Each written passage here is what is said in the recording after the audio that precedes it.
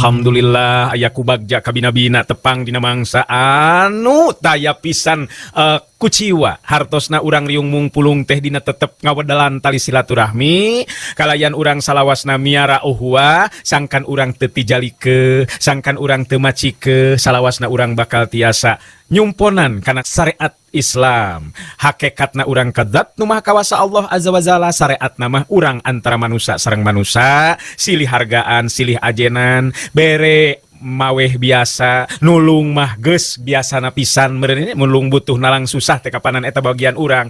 Nah nu mawi dina sonten dina enjing dina siang urang salawasna munajat ka zat nu maha kawasa sangkan urang salawasna aya dina pangjaring pangriksa mantena. Mangga ayeuna nu kepoh waktosna midangkeun carita nu katunda kamari naraskeun si Rawing Kiwari.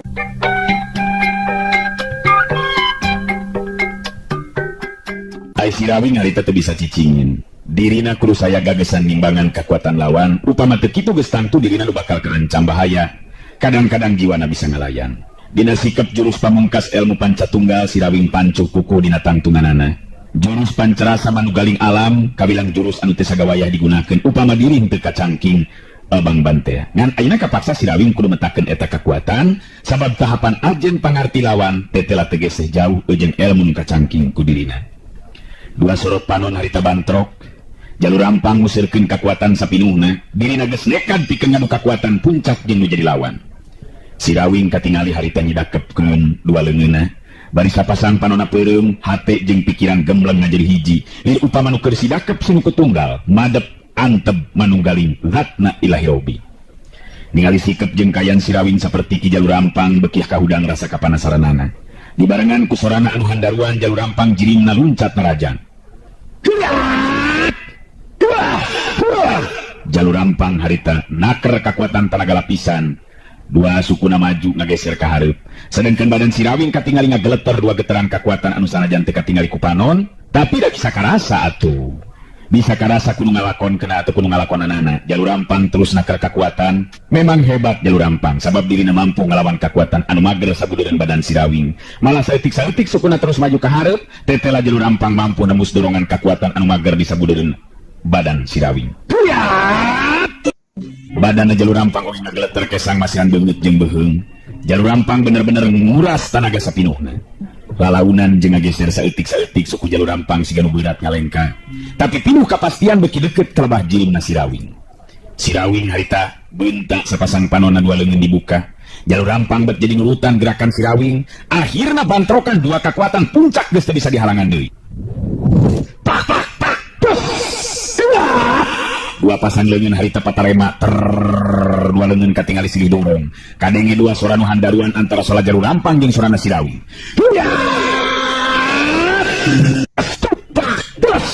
Masing-masing bisa ngasupkeun dua kali tenggelan kana badan lawan. Cengkang si Rawing jeung jalur rampang harita pada ting jarengkang ka tukang daligdeug jari-jeug jalur rampang mundur deui ka tukang terus nuntan solontot jari jeug paroman katingali sepatias taya getihan sarta tina sela-sela bibirna katingali aya warna beureum anu ngalai turun mapai gadona.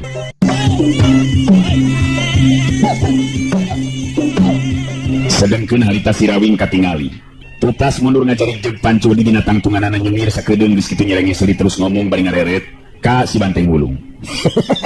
Aduh berat teh euy akan memehan kalawahan kawalahan teh nyaan edun euy si jalur rampung teh aduh untung akang teu keur ninggang di emen ye euy.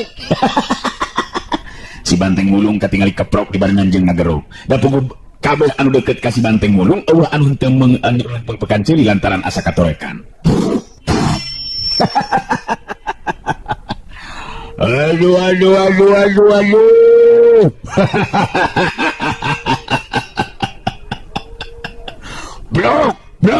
Blok. Ngitung tukang ngawing-ngawing, ngita ka Raja Gongwing. Ngayon tong dibere di ngampun ka ngawing-ngawing. Numan nu kitu mah lamun dibere ngampun mah ngabek deui kainya ka ngawing-ngawing. Si Jalu Papang teh ngabek deui kainya. Jalur rampang katingali ngatur napasna. Karasa tina jero dadana aya nu nyurungkuy, mangsa hayang kaluar kabilang getih anu hanet keneh. Lamun jalur rampang ngaladenan si Rawing terus ngomong geus tantu bakal ngagolok-gok mentahkeun getih lalambaran. Sorot panon jalur rampang nu tadina galak jeung garang teh katingalina ayeuna marada linduk. Malah jalur rampang merhatikeun ka si Rawing bari nyarita jero hatena. Aduh. Nyan si Rawing sugan teh boga ilmu nu kieu. Jelas aing kateti pangarti kaya kieu mah. Wiwirang gede pikeun diri aing. Sabab tetela si Rawing mibanda tahapan ajen pangarti jeung daya tahan anu lebih punjul. Leuwih punjul batan diri aing. Lamun kieu carana ripu aing. Lamun aing maksakeun maneh neruskeun ieu tarung, geus tangtu diri aing nu bakal ngalayang jiwa. Sedengkeun aing embung ari kudu paeh mah. Jalur rampang bisa maca kana kayaan upama keukeuh dirina maksakeun maneh. Geusan maju dina rajang bari naker kakuatan sapinuhna. Geus tangtu dirina nu bakal ngalayang jiwa. Sabab nurutkeun hitungan jalur rampang ajen pangartina ngan ukur beda salapis ipis jeung si Rawing anu jadi lawanna. Ngan jelas upama dipaksakeun dirina anu bakal ngalayang jiwa. Sanajan dada jeung urut anu atawa urat-urat anu keuna ku tenggelan jalur rampang nyeri jeung linu. Tapi si Rawing memang boga sikap anu teu moleh tenang, estu teu katara upama tarung jeung jalur rampang kawilang tarung puncakna ilmu anu lain bae nandonkeun jiwa tapi nguras kakuatan sapinuhna. Nu tadi tinggal rojeng tinggorobok ngajagukeun jalur rampang, sasatna memang nu mihak ka jalur rampang. Ayeuna mah kabeh jempe malah katingali harita pada keketegan hatena. Sabab katingali jalur rampang ngajanteng nangtung bari reng hapranjug, malah katingali tina sela-sela juru bibirna kenca jeung katuhuna ngaluarkeun getih mapai kana gadona tanda jalur rampang tatu di jero. Alah, jalur rampang teh tela bawa sena geuningan euy. Ku si Rawing eta aing mah. Aduh bet nyana satu percicicaya euy dewek mah euy. Pira ku ki jalur rampang, rajana jago make kudu eleh euy. Jangan mihak ka jalur rampang nyarita lalaunan ka baturna. Jelas euy. Bener ieu mah. Nu ngaran si Rawing lain jago sanamea. Pantes lamun aing nyebutkeun si Rawing jago pilih tanding teh euy. Kitu nurutkeun beja nu katarima ku dewek mah.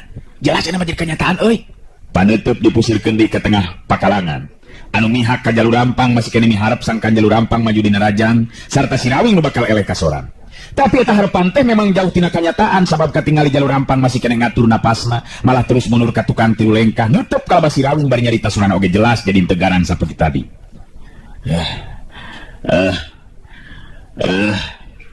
Maneh memang hebat Rawing.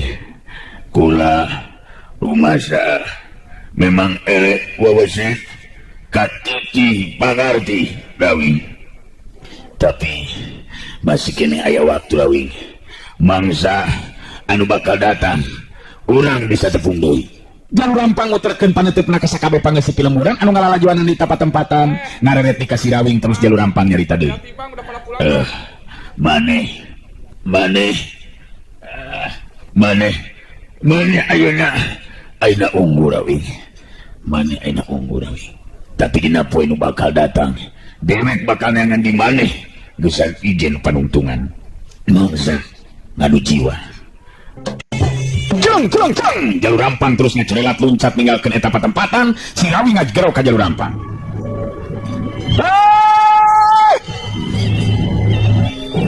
Ki jalur. Eta manu, eta ka manu. Eta di ka manu. Kumaha ieu teh? Cepet ya mah yo. Dah terus indit weh. Rupa-rupa pisan ya mah yo. Sugan teh nya. Tarung teh dipikeun ka pae. Ari pet teh betaheun keneh hayangeun keneh hitu teh hirup kuningan ki jalur rampung. Atuh sarua bae tah jeung kuring. Si Rawing teh terus mudag ka mana ngajorelat luncatna jalur rampang. Ari sabab satengah nyamikeun jalan pikeun manehna tos jalur rampang. Harita sabab ke tengah pakalangan harita ini datang nyamper ke nyatana Ijon salah seorang jagoan jalur rampang teh. Si Rawing serog pasang kuda-kuda bari nyarita. Iya erek naon ya Kang Jang. Maju tarung ngalawan Kakang. Wani kitu rek ngabela ki jalu. Jang. Ya opak itu. Ijon harita nyembahkeun waleunna ditujukeun ka si Rawing bari terus nyarita. Teh pisan-pisan Kang Rawing. Namun abdi teh ka tengah ieu pakalangan teh sejangan dugikeun caritaan, pang-pangna maka sakabeh pangeus lemur Karang Jago nu ayeuna ngabandungan kana lumangsungna ieu kajadian. Oh, arek nyerios. Arek nyerita. Arek diantara meureunnya. Pedagang beunang aya dina kaunggulun. Ya, pekan gue nya. Sok nya. sok aja jangan biantara. Cicing teh lain ngacung-ngacungkeun beleungeun. Ieu Ijon jeung rek ngomong heula cenah yo. Ijon katinggali nangtung di gigireun si Rawing. Di tengah-tengah pakalangan nuterkeun pangetukna ka sakabeh nu aya di dinya, teu terus manehna nyarita. Ka para dulur-dulur pangisi lembur, kadang warga nu pada ngabandungan lumangsungna kajadian di ieu tempatan. Jadi urang geus kasaksi lisan Ki Jalur Rampang, upama dirina eleh jajaten ku ieu Kang Rawing, mangka dirina bakal lunta ninggalkeun ieu Karang Jago, sarta Kang Rawing ngabogaan hak pikeun ngagantikeun Ki Jalur Rampang. Tamalah sekaligus Saraswati garwana Kang Rawing anu diculik ku Ki Jalur Rampang tangtu bakal bebas tina cangkramanana Jalur Rampang. Jadi ku ayeuna kitu, urang wajar mere hormatan ari sabab lumangsungna ieu tarung memang jujur, mangrupa tarung jago sajati sarta nu unggul teu tela si Rawing. Ijon harita ngangkat leungeun ka si Rawing. Kaluhur sakurna aya di dinya ayeuna mah lir upama di komando we ngaracungkeun leungeunna ka luhur. Surak ayeuh-ayeuhan panuju jeung suka sigana teh lantaran si Rawing jadi unggulan, malah kadenge nu ting gorowok nu ting galerok. Si Rawing hebat euy. Ieu kakara jago sajati. Hidup si Rawing. Jago nomor hiji euy. Jalur Rampang jauhna naon geuningan euy. Euy geus ku si Rawing euy. Bener euy, hirup si Rawing hirup. Hirup si Rawing.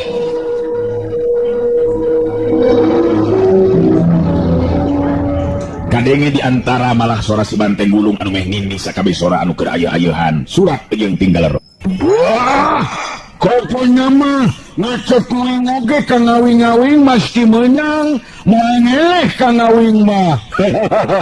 Hayo nyurak terus oi. Kang Ngawing hebat, Kang Ngawing-ngawing. Sok terus nyurak kayaknya nyurak. Si Rawing harita ngareret ka Ijon bari terus nyarita. Geus ah, entong dikieu-kieu akang ieu jadi dah. Kumaha ieu teh? Nu penting keun akang mah ayeuna bawa ka imana Jalur Rampung, Jon. Terus akang tepungkeun jeung Saraswati pamajikan akang. Tong dikieu-kieu ah, daling kikieuan kayang akang mah lain. Entong dikieu-kieu. Ulah nolak Kang Rawing, ieu mangrupa sabagian tina rasa hormat abdi oge pangisi pilemburan Karang Jago anu sabenerna memang loba anu matak teu panuju salila Ki Jalur Rampang aya di dieu teh kitu tah Kang. Nya tah ieu Kang kumaha ieu? Geus teu kuat sono ya hayang pangijengjikan. Nu mah teu ayeuna mah urang ka imana Jalur Rampung we Jon. Akang geus sono ya hayang pangijengjikan akang. Saburu. Tilu jago anu sejenna diutus bareng jeung Ijon teh harita datang ting solongkrong ngajak sasalaman ka si Rawing. Sarua pada negerakeun rasa kabungahna ku ayeuna si Rawing unggul mampu ngelehkeun si Jalur Rampang. Malah akhirna mah kabeh jalma nu aya di dinya pating solongkrong sarasalaman ka si Rawing mangrupa sikap anu ngabagyakeun mangsa negerakeun rasa kabungahna. Aduh, ieu lieur ya aduh, aing mah jadi pasibut kieu teh. Kumaha tuh? Ulah ribut. Ulah ribut kieu teh ge. Kuring jadi landang kieu ya. Ayo. Jon, kamana si Jon teh? Jon, akang anterkeun ayo ka imana Jalur Rampung. Aduh, aing mah ya. Kuring jadi landang kieu ya. Bolu anterkeun ka imana Jalur Rampung. Aduh, kieu dulur. Ulah ngagimung teh kieu ya. Aduh, sakumaha dikanyaokeun ku ti dulur, sakabeh nyata kuring telingkor lain. Kuring ka ditu lantaran nyusulan pamajikan. Jadi ku ayeuna kitu, ayeuna kuring pamitan heula, nepungan jikan. Ge urang tepung laung deui nya. Kuring geus sono ye sabab sabenerna mah geus lila. Henteu pangijong, Saraswati pamajikan kuring. Helo ah. Ayo Jon, anterkeun akang ka imana Jalur Rampung. Aduh, lieur. Gas. Ijon jeung si Rawing terus ngegedi gelempang ninggalkeun eta patempatan nu ngagimbung buliak bubaran. Meh kabehanana galecok ngaromong jeung pada baturna. Taya deui nu jadi bahan caritaan ka jabat tingaran si Rawing. Nu geus mampu ngelehkeun babasena Jalur Rampang rajana jago di eta pilemburan. Si Banteng Gulung nuturkeun tukangin si Rawing jeung Ijon malah kadenge harita si Banteng Gulung ngagerok. Hoi, Kang Ngawing-ngawing. Ngengke hayang ngajukan. Mulan ninggal-ninggalkeun uing atuh Kang Ngawing-ngawing. Manganya nguing ditinggalkan ngengke moal milu ngariung daang oi. Dangon na tuh Kang Ngawing-ngawing dangon. Tapi da puguleng kasih Banteng Gulung teh pikiraneun atuh. Dina waktu nu teu lila oge geus bisa nyusul. Si Rawing ngaleret ka tukang kalabas si Banteng Gulung bari nyarita. Cik atuh euy entong gogorowokan bae atuh euy. Ari lebah ngariung daang mah teh. Bet kirakeun pisan ieu mah boga dulur teh mah yo. Engke geus jelas akang tepung jeung Saraswati, tangtu ieu oge bakal syukuran. Mun kita ayamna oge 8 cenah mah. Lain kitu Jang Ijon. Beres oleh mah Kang. Pokona mah Kang Rawing kudu nganjang we ka satiap imah nu aya di lembur. Puguh memang kitu kebiasaan nu lumaku di patempatan. Tika jauhan katingali aya awewe kolot anu leumpang gancang bari nyingsatkeun sampingna. Anu si horeng teh kaya lian ti Maukem geuningan harita nu nyusul ti tukang teh. Akhirna si Rawing jeung Ijon nya kitu di si Banteng Bulung muru asup ka jero imah. Pelila torojol datang Maukem terus nyampeurkeun ka si Rawing bari ngasongkeun dampaleungeun ngajak sasalaman. Mata ditiditu untuk kebagian sasalaman ujang. Nyakan hebat Jang Rawing teh. Ki jalur hampang nepikeun ka kabur lantaran era meureunnan eleh tarung. Betul aya nu nyangka teh Jang Rawing. Hihi, ari emak. Ari mah teh saha ieu teh? Aduh, kira kabeneran eta mama da pugulantaran jalur rampung aya di pihak nu salah, nu matak eleh ku kuring. Ijon nu harita nerangkeun ka si Rawing, yen Maukem teh kawilang Babu Satya di mana jalur rampang. Ieu teh Maukem kawilang numaturan ki jalur rampang ti sabang prak jalur rampang bubuara di dieu Kang Rawing. Malah tangtuna we meureunan leuwih nyaho kana kaayaan garwa Kang Rawing. Nyamanya kumaha ina garwana ieu Kang Rawing jenengan Saraswati teh mah? Maukem harita ngatur napas naheula. Da pugul leumpang gancang satengah lumpat pantes lamun capek teh. Nu matak mah nyusul ka dieu teh sok geura diukeul Jang Rawing. Pugari mah nyangka teh cugan be gitu tah aya di tempat panglalajoanan. Tapi teh teh labet eueuh geuningan atuh mah teh jadi bingung nak ka mana kitu tah. Si Rawing kerung neutup antep ka Maukem telila terus harita nyarita deui. Nyaan teh ka hati mah. Teh ka hati uing mah ngomong kitu-kitu bae mah. Mah teh omong ka saha dieu teh ka kuring atau ka Ijon? Henteu teu ka hati sama sakali mah. Wah, si Kang Awing mah nyelenon wae. Biung ieu sing mate ngomong amun geus lapar mah nyeuna, ngayeuna ngogerek ngerek ngarek ngakul dan nyangunna geus nimus. Ngapanan kitu na ngomongna si mate? Alah, ieu mah ya tengeunahun nu geus hayang barang hakan yo ieu mah yo. Kadinya be terus pikiran teh. Lain-lain kadinya maksudna teh cik kumaha mah naon anu dimaksudkeun ku carita mah teh kitu. Ijon oge neutup antep ka Maukem bari nyarita. Bener mah, cik terangkeun nu jelas. Kumaha maksud mah teh? Ngarah Kang Rawing oge kuring bisa ngarti kana maksud carita mah bieu. Maukem narik napas panjang telila terus nyarita deui. Nya, jadi maksud mah teh pamajikan Jang Rawing. Nyatana Nyai Saraswati teh ya. Tadi teh apa can dikerem di jero kamar ku Ki Jalur Rampang. Malah dina kayan teh wala kaya. Itu maksud kuring teh mah. Pamajikan kuring ayeuna aya di mana? Sok dina datang ka dieu, bejakeun be ka Kang Rawing aya di tepas kitu. Geun be teh kudu mandi heula oge lah teu neon-neon. Gampang ke bisa bareng ari rek mandi mah. Si ruruan. Nu matak mate bingung ieu teh Jang Rawing. Da pugu tadi nama hayang ngabejaan ka salaki ka pamajikan ujang teh. Yen salaki Nyi Saraswati teh keur ijen mah mesen jeung Ki Jalur Rampang. Tapi nya kitu atuh duka teuing ka mana atuh ayeuna Nya Saraswati teh? Si Rawing kerung ngareret kasih Banteng Bulung anu sarua harita teh neutup ka si Rawing bari kerung kaget turut teu ngarti. Ya gitu maksud mati kumaha itu mah. Nya jadi maksud mah teh Saraswati gitu. Nya Saraswati? Cik kumaha? Cik sok terangkeun anu jelas. Kumaha mimitina? Jadi ada beda hati mah ieu teh euy. Betul rada kukurunyudan kana hati euy. Aya naon deui nya teh nya yo? Mun yang wing oge beda ngarasana ngan beuteung teh Kang Awing. Gawena dengan mengurubukan we kunyaunnya beda ngarasana ya mah Kang Awing. Nya beda ngarasana lantaran can dieusian di meureunnan ilaing mah teh. Kitu geus sabar atuh. Coba kumaha mah jelaskeun kumaha maksud mah teh. Mana ayeuna Saraswati pamajikan kuring manyu. Ijon mah irami caritaan bari ngeutup ka Maukem. Nah kumaha kitu aya naon deui kajadian anu sabenerna teh mah?